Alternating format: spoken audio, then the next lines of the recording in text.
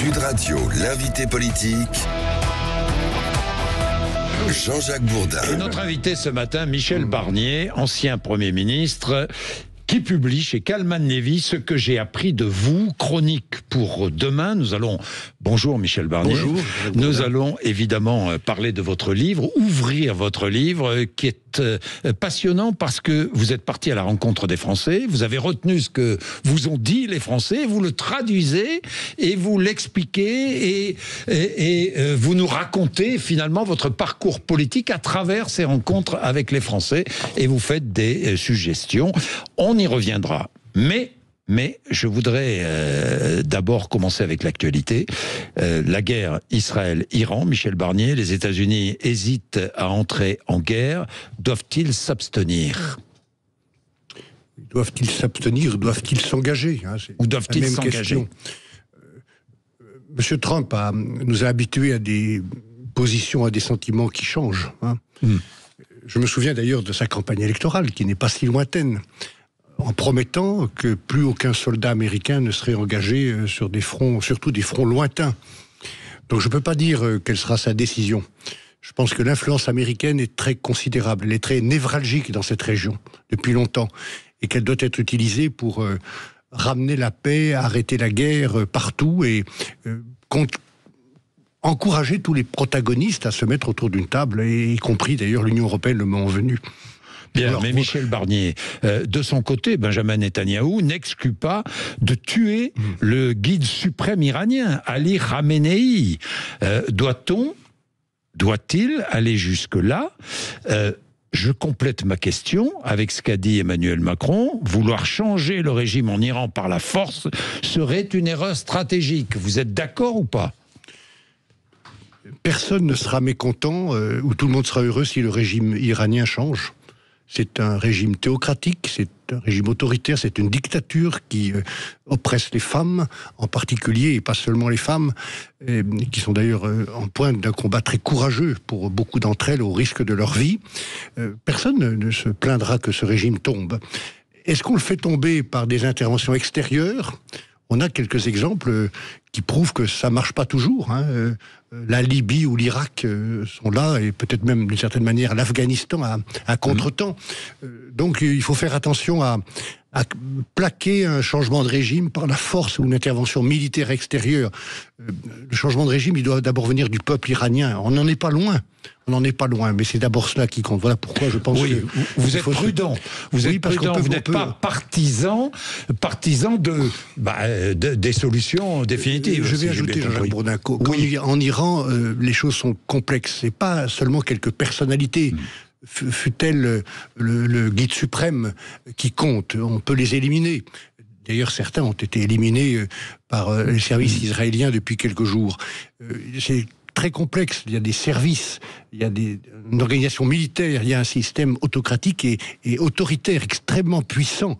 Et donc, ça ne suffira pas d'éliminer quelques personnalités. Ce serait une erreur stratégique ? Moi, je pense rejoignez Emmanuel Macron ? Je n'ai pas à rejoindre Emmanuel Macron, à ne pas le rejoindre. Non, mais d'accord, mais j'oublie Emmanuel Macron. Est-ce que ce serait une erreur stratégique ? Je vous ai dit ma position. Ma position, c'est que pour changer un régime, il faut mieux compter sur le peuple du pays concerné, même s'il doit être aidé ou accompagné ou soutenu. C'est pas des bombes, c'est pas des interventions militaires qui changent les régimes de manière durable. Conclave des retraites, s'il y a accord... En revanche, excusez-moi de terminer là-dessus. Allez-y. Notre solidarité avec Israël, qui a le droit à la légitime défense, comme c'était le cas après le 7 octobre et les attentats terroristes du Hamas, contre la menace iranienne qui était extrêmement claire. J'ai moi-même participé comme ministre des Affaires étrangères il y a quelques années aux premières négociations sur l'accord iranien pour empêcher l'Iran, ou pour conduire l'Iran à ne pas avoir la bombe atomique. Mais ça reste une question de sécurité et on peut comprendre la position israélienne. Alors Israël fait le sale boulot pour nous. Je vous dis ça parce que c'est Friedrich Merz qui a dit cela. Oui, je sais bien, et je connais bien le chancelier allemand qui dit quelque chose que tout le monde pense. En tout cas, Israël fait ce qu'il faut pour sa propre sécurité, et nous sommes, nous, Européens, et nous, Français, sur une ligne extrêmement claire. La sécurité et l'intégrité du territoire israélien n'est pas négociable. Conclave des retraites, question d'actu, on se retrouve le 23, si j'ai bien compris, syndicats patronaux et syndicats de salariés. Parmi les mesures, il y a juste une question que je voulais vous poser. Et ce matin, je recevais le président de la CFTC qui me disait que tout le monde était d'accord pour confier la gestion du régime général aux partenaires sociaux. C'est une bonne idée, cela? Moi, je pense, en effet, et j'ai parlé avec le président de la CFTC et d'autres syndicats avec lesquels je continue d'avoir des contacts depuis que j'ai quitté Matignon, que notre pays se porterait mieux si on fait davantage confiance aux partenaires sociaux. Vous le dites dans votre livre, d'ailleurs. Je le dis, je donne un coup de chapeau aux syndicats, aussi bien à ceux que j'ai connus en Savoie, dans des conditions parfois difficiles, où l'industrie était en cause, désindustrialiser notre pays, qui est une grande faute, et au niveau national. Et quand je suis arrivé à Matignon, on m'a encouragé du côté du président de la République à publier tout de suite le fameux décret qui était prêt sur l'assurance chômage. Et j'ai dit non. Pourquoi vous ne l'avez pas publié avant moi? Vous ne l'avez pas publié, je ne vais pas le publier. Je vais réouvrir ce sujet de l'assurance chômage dans le cadre du dialogue social. Et nous avons bien fait avec la ministre du Travail, Astrid Panosyan, pour encourager les syndicats qui ont trouvé une solution. Et la même chose sur tous les sujets qui entourent la question des retraites. Il ne faut pas revenir sur l'âge de la retraite. Ce ne serait pas responsable. En revanche, il y a des tas de catégories de Français qui doivent partir plus tôt et dans de meilleures conditions, des carrières longues, les femmes qui ont des enfants, la pénibilité qui est extrêmement importante. Tout ça sont des sujets qu'il fallait, et le Premier ministre a bien fait de les remettre dans le dialogue social. Bien, nous sommes le 18 juin. Il y a 85 ans, le 18 juin, vous êtes gaulliste. Peut-être le plus gaulliste de tous les membres LR. Peut-être. Hein? Non, mais dans votre attitude, dans votre comportement, dans votre vie politique. Il y a beaucoup de gaullistes. Dans votre fidélité. Dans votre fidélité à De Gaulle. Bien sûr, ça reste ma principale fierté de m'être engagé quand j'avais 14 ans. Exactement. De Gaulle était président de la République. Ça paraît être, pour ceux qui nous écoutent, peut-être un temps absolument improbable. Oui. Mais je garde Jean-Jacques Bourdin la même capacité de m'indigner, de m'enthousiasmer. Et s'agissant de Gaulle, ça a été la raison de mon engagement, parce que c'était le contraire d'un politicien. Est-ce qu'aujourd'hui, dans cette France que nous aimons tous, l'extrémisme peut détruire notre pays?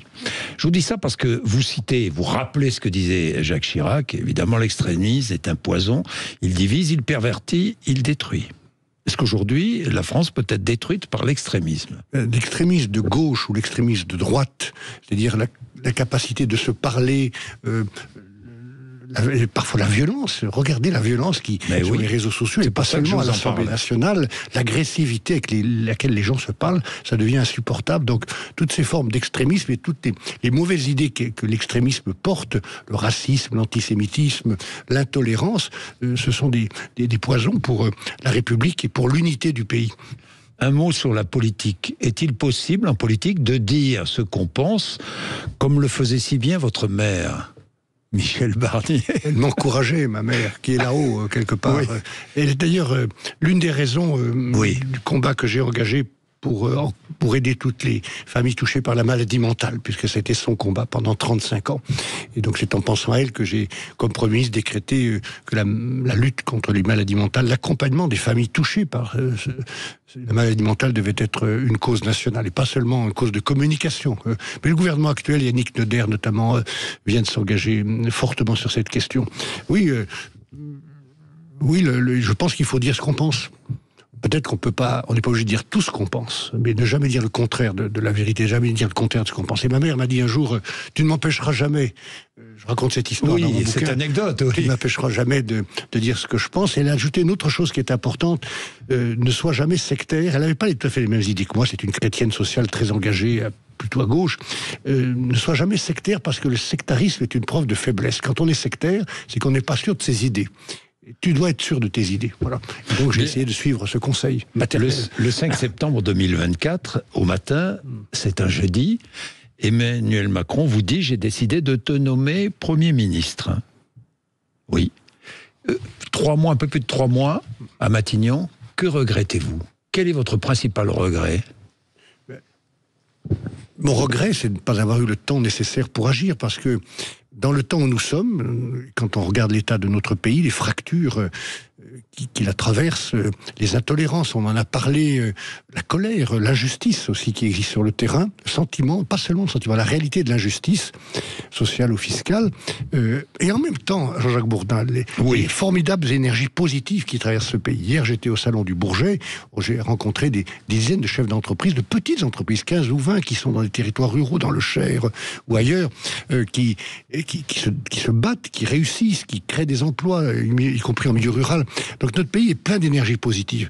Et il faut les rassembler, il faut les libérer, il faut les freiner, il faut arrêter de matraquer les gens sur le plan fiscal. J'entendais tout à l'heure votre reportage sur le jeune Nicolas qui en aura le bol. On doit comprendre toutes ces colères-là, et en même temps on doit voir les formidables énergies qui sont contenues et qui sont prêtes à se libérer. Donc il faut du temps, il faut du courage. Vous avez manqué de temps. Parce que l'Assemblée nationale, telle qu'elle est aujourd'hui, depuis la dissolution, ne donne pas de temps. C'est une assemblée où il n'y a pas de majorité. Le Parti socialiste, je le raconte, m'a dit le lendemain même de ma nomination, on va voter la censure. Avant même que j'ai ouvert la bouche. Je n'avais pas de programme, pas de gouvernement, je n'avais pas encore dit quoi que ce soit. Je leur propose de discuter avec moi. On vote la censure. Et puis, quelques temps plus tard, le Rassemblement national, pour des raisons qui n'ont rien à voir avec le budget, quoi qu'il raconte aujourd'hui, a baissé le pouce. Et donc, quand l'extrême droite baisse le pouce en même temps que l'extrême gauche, ils mêlent leurs bulletins ensemble, plus le Parti socialiste, c'est fini. C'est plus possible. C'est fini. Donc voilà, c'est mon regret. C'est ce qui menace d'ailleurs François Bayrou. Oui, je souhaite pourtant de la stabilité, parce que l'instabilité, surtout si on faisait l'erreur de la proportionnelle, l'instabilité, c'est le manque de confiance, et c'est ce qui coûte très cher à notre pays. Les investisseurs, petits ou grands, les agriculteurs, les entreprises, ont besoin de stabilité, ont besoin de lisibilité, ont besoin de confiance. Donc il faut que notre pays retrouve le plus vite possible, et au plus tard en 2027, un président de la République et une majorité qui l'accompagne. Est-ce que vous avez été utile aux Français ? C'est une bonne question. J'espère avoir été utile. En tout cas, je suis sûr d'avoir été digne, parce que je l'ai toujours été dans ces fonctions politiques qui exigent de la dignité. J'ai essayé d'être sincère, de dire la vérité, d'impulser un certain nombre de méthodes. Et les gens me disent dans la rue, on vous regrette, vous avez été digne, vous avez été sérieux. Je pense que, oui, d'une certaine manière, l'image que nous avons donnée à Matignon, je dis nous parce que j'avais un gouvernement très, très solidaire, avec de fortes personnalités comme Bruno Retailleau, Annie Genevard et beaucoup d'autres. C'était une bonne équipe avec ce que M. Pompidou appelait une morale de l'action, une morale collective. Et puis un très bon cabinet aussi. Donc j'ai essayé de faire des choses, de lancer des choses. Mais il faut du temps. Il faut du courage, j'en avais, et il faut du temps. J'ai lu votre livre et j'ai rencontré beaucoup de Français. Et des moments de votre vie que j'ai découverts reviennent sans cesse. Vos trois priorités. L'Europe, l'agriculture, l'environnement. Sans cesse, tout au long du livre. Oui, parce que j'ai eu la chance d'être ministre de l'Environnement il y a très longtemps, et de montrer que l'écologie punitive, l'écologie idéologique que s'approprient les Verts, l'écologie, ça n'intéresse pas, ça n'est pas la propriété des Verts, surtout ceux qu'on a aujourd'hui en France. Ça intéresse tous les Français, le fait qu'on va subir 1,5 degré ou 2 degrés de plus dans des régions de tous ceux qui nous écoutent. Vous le Savoyard, vous savez de quoi vous parlez, parce que c'est catastrophique pour ces régions-là. Oui, pas seulement. Un tiers de l'économie du département que j'ai l'honneur de diriger, la Savoie, repose sur la neige. Mais ça va tout changer, nos habitudes de cultiver. Le temps des vendanges a été reculé de 3 semaines. Pêcher, on pêche plus les mêmes poissons dans les mêmes eaux, de nous transporter, de construire. Donc il faut se préparer. Ce n'est pas la propriété des Verts. Ça doit intéresser tout le monde, à condition que cette écologie ne soit pas punitive, qu'elle ne soit pas idéologique, et que les mesures, on se les approprie, qu'on fasse ce travail contre le changement climatique avec les gens, pas contre eux ou sans eux, comme certaines lois punitives ont été votées. Heureusement, on est en train de revenir dessus à Bruxelles et à Paris. L'agriculture, j'ai eu le grand honneur. C'est un ministère formidable, difficile, de gens qui se lèvent très tôt, qui gagnent mal leur vie, qui font un métier vital, sans parler des pêcheurs, qui font aussi un métier dangereux. C'était mon grand honneur d'être le ministre des agriculteurs, des agricultrices aussi, et des pêcheurs. Et donc, je suis marqué par ça, mais j'ai eu la chance de diriger un département, d'être ministre des Affaires étrangères aussi, et d'être commissaire européen. Donc voilà, les combats. Mais tout ça va ensemble. Mais l'Europe, tout ça c'est la... Mais l'Europe, c'est notre continent. combat. un Européen. Oui, mais pas fédéraliste et pas idéologique. Non. Je crois que l'Europe doit respecter les peuples. De Gaulle disait il ne faut pas que l'Europe broie les peuples comme dans une purée de marron. On ne veut pas être broyé, on veut garder notre identité nationale. Donc c'est l'Europe en plus, c'est l'Europe avec le patriotisme. Oui, mais l'avenir de notre pays ne doit pas dépendre de Washington, de Moscou, de Pékin. Mais moi, j'ai pas envie que l'avenir de nos enfants soit décidé à Washington ou à Pékin, comme ça on prend le chemin. Et ça, le seul moyen d'empêcher ça, c'est d'être à la table de ceux qui vont organiser l'ordre ou le désordre du monde. Il y a une dizaine de pays. Et nous ne sommes plus assez forts pour être à cette table durablement. On le sera en tant qu'Union européenne, appuyée sur ce qui est notre principal atout. Il n'y a que l'Europe qui peut empêcher cette même mise sur le monde. Si on veut être respecté, c'est notre marché unique, 450 millions de consommateurs, 22 millions d'entreprises qui forment un écosystème. C'est la seule raison pour laquelle le président chinois ou le président américain nous respecteront. Donc gardons ça en plus, mais en plus de notre patriotisme, si je puis dire. Je rappelle que vous avez négocié le Brexit pour l'Union européenne. Et d'ailleurs, vous rappelez ce mot de Nigel Farage qui revient en politique, qui est même à le vent en poupe. Il vous a dit, après le Brexit, l'Union européenne n'existera plus. Oui, parce que son projet, soutenu par des amis de M. Trump, comme M. Bannon ou des réseaux russes, on sait bien les influences étrangères qui ont soutenu le Brexit, pour faire exploser l'Europe de l'intérieur. Et c'est ce que m'a dit Farage un jour, après l'Union européenne. Je lui demandais comment va se passer la future relation entre votre pays, votre grand pays, que j'admire et que je respecte, l'Angleterre, et l'Europe. Il me dit, après le Brexit, l'Europe n'existera plus. Donc ils veulent nous faire exploser, on ne va pas leur donner cet avantage à ces gens-là. Donc il faut se battre, mais il faut aussi changer l'Europe. Il y a trop de bureaucratie, il y a trop de règles tatillonnes, parfois on oublie les nations, donc il faut respecter. Il faut que l'Europe... On a besoin des nations pour combattre le nationalisme, voilà ce que je pense. On a besoin des nations, de leur identité, de leur culture, de leur langue, 24 langues, il faut respecter les nations. C'est pour ça que l'Europe est compliquée, mais cette complexité, elle est le prix à payer, Jean-Jacques Bourdin, pour que l'Europe soit unie sans être uniforme. Unis sans être uniforme. Michel Barnier, transmettre les messages des Français, c'est aussi l'idée de votre livre. Je veux transmettre les messages des Français, écrivez-vous. Le message, c'est quoi? C'est un enseignement, c'est un conseil, c'est...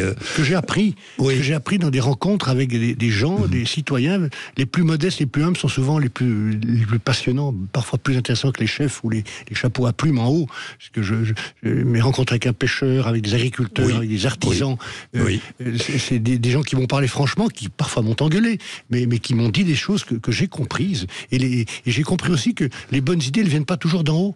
Elles viennent du bas. Et quand on est en haut, quand on est ministre, par exemple, il faut écouter, parce que c'est comme ça qu'on agit. Pourquoi? Parce que l'homme politique s'isole. Oui, le pouvoir isole. Le pouvoir isole. D'assurance, parfois d'arrogance dont il faut se méfier. Donc il faut revenir au peuple et recevoir des leçons d'humilité. L'arrogance, vous avez rencontré cela. Non, je vous dis ça parce que je vais vous parler de deux présidents de la République. Valéry Giscard d'Estaing, on disait de lui, il ne comprend pas les Français ne le comprennent pas. Est-ce qu'on dit la même chose, vous pensez, d'Emmanuel Macron?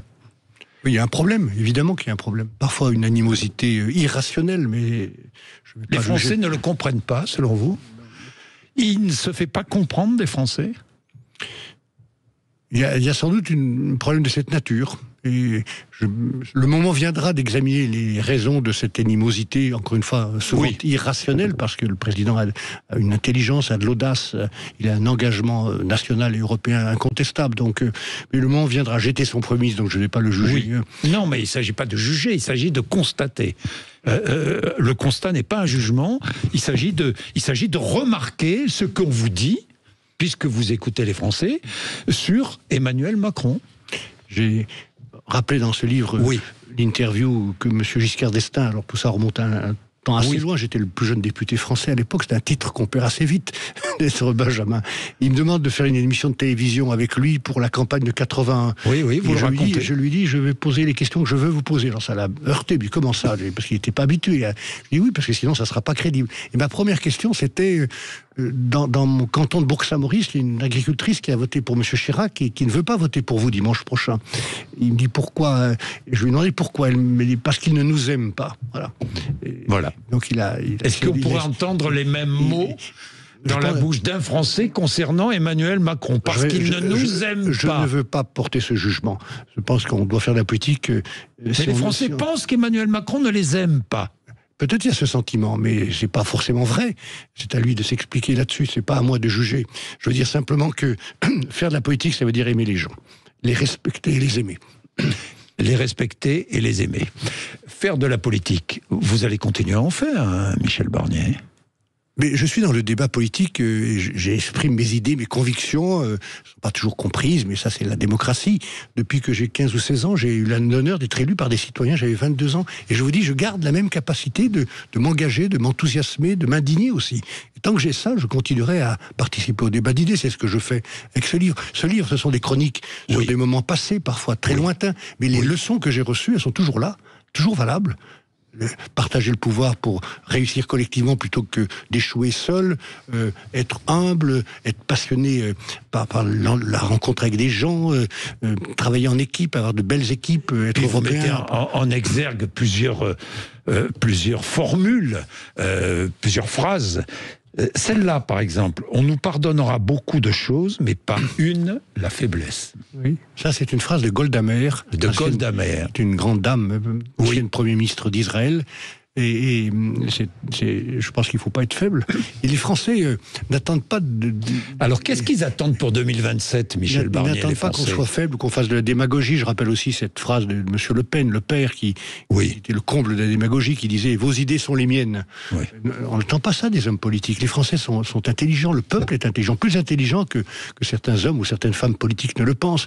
Ils sont prêts à attendre des choses. Ils savent bien que la situation est difficile, qu'il va falloir faire des efforts, tous ensemble, à condition qu'ils voient le sens de ces efforts. Et donc la clé pour un homme politique, c'est pas forcément de plaire ou d'être aimé, ça c'est mieux si on est aimé, mais en tout cas d'être respecté par les citoyens. Que les gens se disent, tiens, on n'est pas d'accord avec lui, mais on le respecte. C'est toujours ce que j'ai essayé de créer comme relation avec les Français dans ma vie politique. Alors, Michel Barnier, justement, vous allez continuer.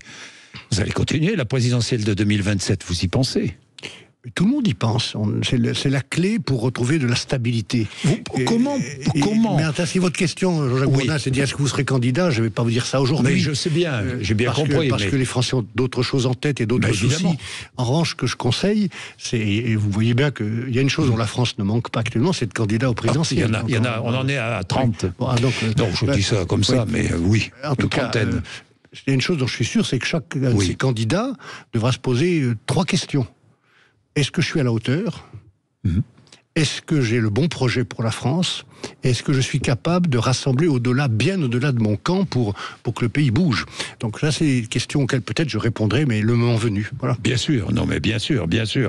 Expérience et autorité, ce seront les 2 mots-clés en 2027, vous pensez, pour l'élection présidentielle? Oui, mais pas seulement. Il faut dire la vérité, il vaut mieux le dire en ayant l'expérience des hommes et des femmes et des choses, et en même temps, la vérité est un sujet important, une exigence importante, de dire la vérité aux gens. Merci Michel Barnier. Que j'ai appris de vous, chronique pour demain, chez Kalman Levy. Merci beaucoup. Merci. Vous êtes sur Sud Radio, 8h56.